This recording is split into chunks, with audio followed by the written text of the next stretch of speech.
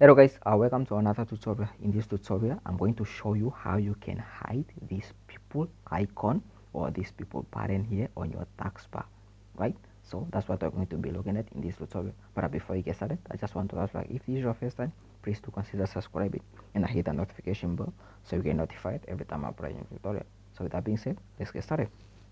Now to turn these people off on your taskbar, as you can see, mine is showing. So just right click on your taskbar right here and then come to make sure you unmark the show people on the taskbar. So unmark that, and then as you can see, it has disappeared, right? So to turn it back on, right click on your taskbar and then show people.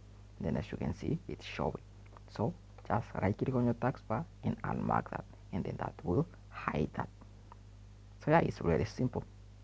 So yeah, that's it. I hope you find this video helpful. If you did, make sure to give it a thumbs up and pass a comment down below.